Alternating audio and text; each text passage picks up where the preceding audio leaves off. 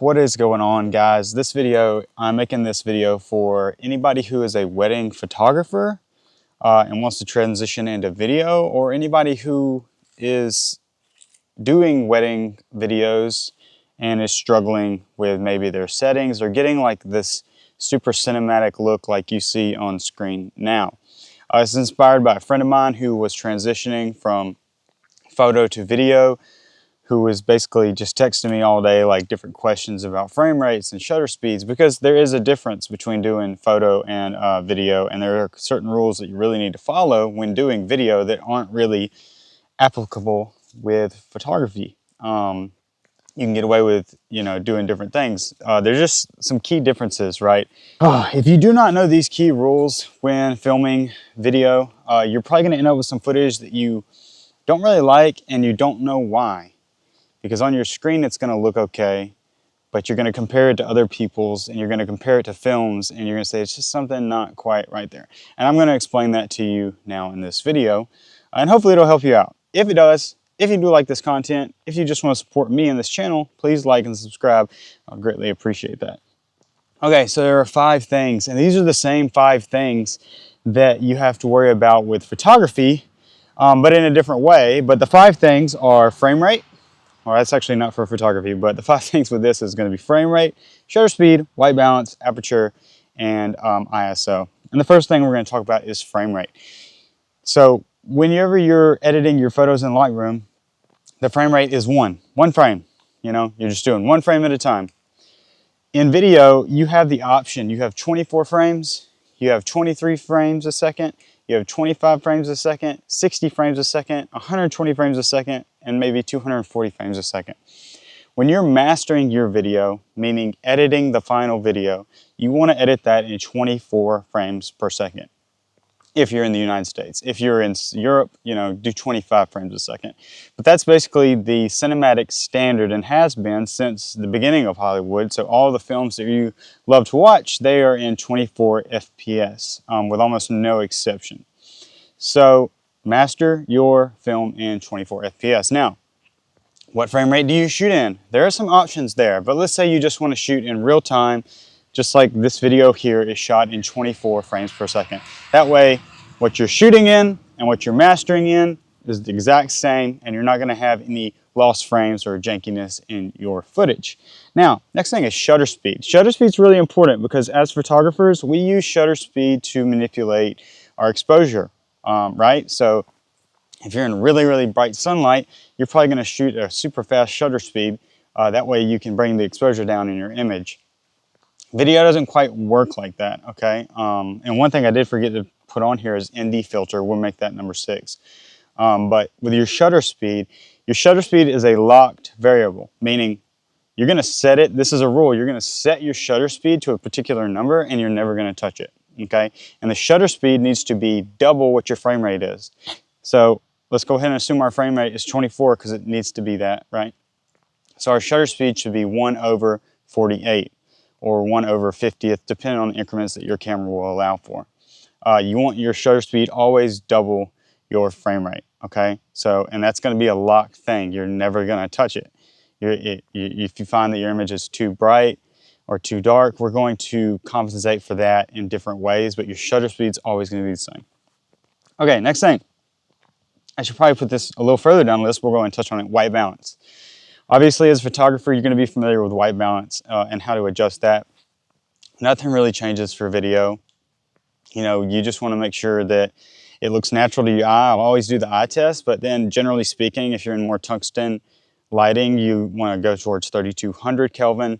If you're out here in daytime, 5600, and everything in between is going to depend on your environment. Sometimes you'll have natural light with tungsten mixing. So it can get a little funky, but nothing really changes for white balance. Just do what you do with photography. Okay, aperture. Aperture is pretty important in this because, as you probably know as a photographer, the lower aperture, the more you're going to be able to blur out that background and bring more focus to your subject. This can be, in photography, this can be a little tricky because, if you have multiple people like posing, like a family or something, you do have to crank your aperture down a little bit or up. Yeah, crank your aperture up a little bit, close the iris down in order to get everybody in focus. And the same sort of applies for video, although you're not going to be posing like families and stuff. You're getting more candid video, so it doesn't hurt you as much. So depending on how blurry you want your background, in a way, it, you know, people would think, let me shoot at a super low aperture like 1.4 or 1.2 or 1.8, right? And that's what I mostly shoot at, is like between 1.8 and 2.8. But historically, Hollywood has always shot in 2.8 or even 4.5. So don't think that you just got to have like the lowest aperture known to man ever. Sorry, it's super windy, guys, but we're just going to get through this video. Really, 2.8 is probably the sweet spot. The thing that the 1.2s, 1.4s, and 1.8 lenses come in handy is when you get into those low light situations.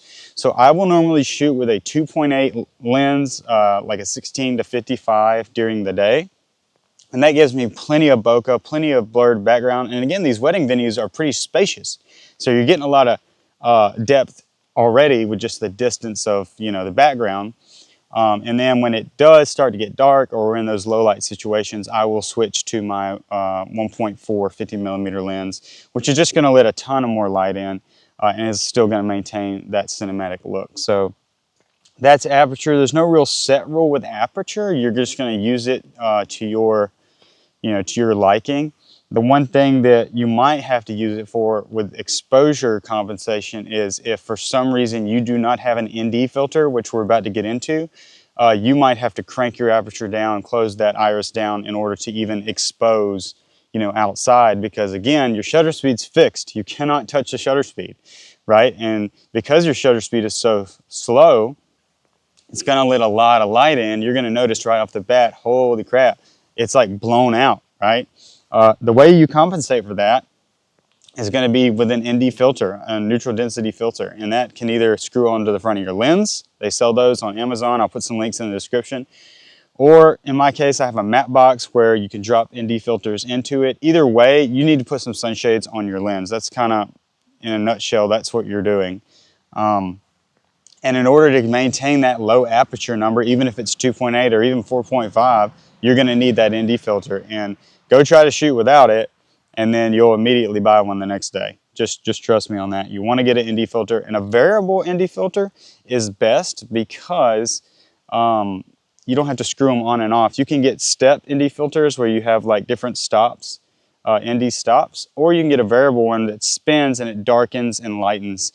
The drawback to those is they sometimes introduce some weird vignetting in the corners, so you have to kind of like work around that. And then also, you need to make sure whatever ND filter you purchase, it screws onto the front of your lens properly. So you can look on your lens and there's a number for the focal length, right? It's like 35mm. But then there's going to be another millimeter number like 72, 69, or 77. And that will be the size of the diameter of the front where you can screw something onto it. So just, you know, just make sure that you order the right one. And sometimes you can get step down rings, step up rings, but again, you really want it to fit flush on the front, because if you start stepping up and down, you can start introducing the corners of the ND filter a little too much and you start getting some wonky images. Next thing is going to be ISO. ISO is another one that's like a hardcore rule. I do try to keep my ISO as low as possible and as native as possible. If you go look at your camera manufacturer, you're going to find native ISO, and it might have a dual native ISO. For the camera I'm using right now, for example, it's a little older. I just kind of use it for this talking head stuff. It has one native ISO, which is 800, but that's basically where it's optimized to be able to take out as much noise as possible at its highest ISO, if that makes sense. So right now I'm shooting at 100 ISO. You know, generally speaking, you want to keep that ISO as low as possible. So I keep it at 100. If I get in a low light situation where my aperture and lens isn't doing enough, and you know, the next thing is for exposure compensation in video, the next thing you're going to do is boost your ISO, because you cannot touch your shutter. Your aperture is already as low as it can go. Now you got to start utilizing the ISO, right? So that's when I would crank it up to 800, which is, I think, the native ISO on this camera. But just to reiterate, you know, your shutter speed's got to stay the same. It's got to stay double the frame rate, okay? White balance is the same. Aperture, we talked about that with your lenses. The faster lenses are going to help you in low light. And then ISO is like kind of your second second place exposure tool to boost exposure. You kind of want to avoid that, but sometimes in low light situations you cannot. So one of the last things I want to talk about is slow motion, because people like to see some slow motion in their wedding films. Some people only shoot slow motion for their wedding films. And in order to shoot slow motion, you need to shoot at a higher frame rate. You need to see what frame rates can your camera actually do. I personally, when I do shoot slow motion, I like to shoot at 60 frames a second, because I found that it's nice. It is slow motion, but it's not so slow that it takes so long to see what's happening in every shot. So I do know a lot of people and see a lot of people that shoot 120 frames a second, and then some people that shoot 240 frames a second. I've tried both those higher frame rates and they don't really work for my style. 60 is like the sweet spot for me, because it is slow motion, but it's not too slow to where, like, if the guy is, let's say the girl is throwing the bouquet, well, you don't want it like this, because it's gonna take 10 seconds for her to even leave her hand. But like this looks pretty good, and that's what 60 frames is gonna do. And like we talked about before, right? Remember this, your shutter speed's gotta be double the frame rate. So if you're gonna shoot at a higher frame rate, say 60 or 120, well now, for 60, your shutter needs to be 1/120. And then for 120, your shutter needs to be 1/240, and so on and so forth, okay? And that's the easy thing to forget, and it's the easy thing to forget if you're mixing. So for my films, I really do like to mix my footage. So I like to have a lot of real-time footage that's shot in 24p, and then I like to have some stuff that is shot in slow motion. Some things that are maybe, they lend themselves a little more to slow motion, like that bouquet toss, right? Or like them coming down the aisle after they kiss. I think that could be a little more dreamy looking. But then if they're actually just like reading a speech or something, obviously that's got to be in real time. But when you're mixing, you just got to be careful. My Fujifilm camera happens to have really good preset dials, so when I switch, it automatically stays.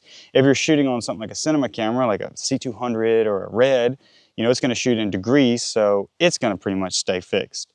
But if you're shooting on like a Sony or a Canon DSLR or mirrorless camera, those can be a little bit weird workarounds where when you switch, you have to make sure you switch your shutter speed. So just be highly aware of that, because I have had moments, and I had to use the footage regardless because it was too late, but where I switched back to another frame rate, forgot to switch shutter speed for like, a couple minutes or maybe even an hour, until I realized it, and I was like, oh, crap. It's been shooting at the wrong shutter speed this whole time. So just keep that in mind.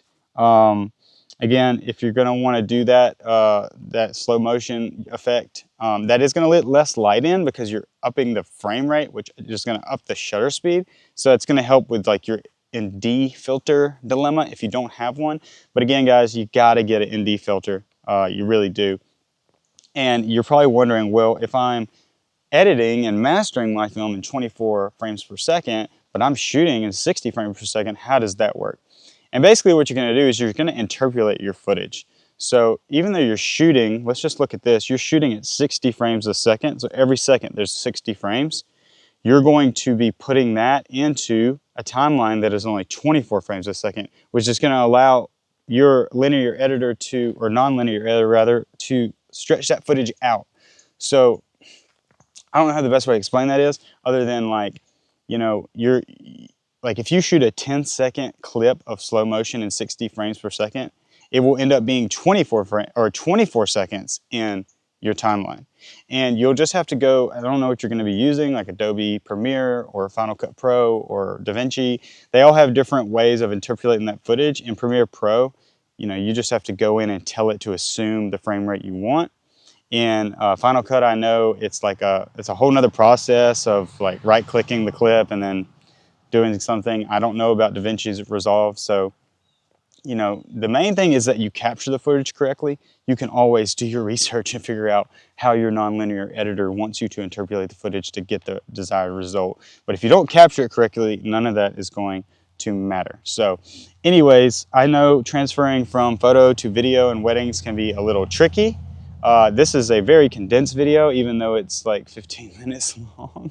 It could have been way longer because there's like all kind of composition things. There's a lot of differences, but hopefully this will just get you started in like how to set up your camera to make these dreamy images. So hope this helped. Please do me a favor, like and subscribe, and I will see you later. Peace.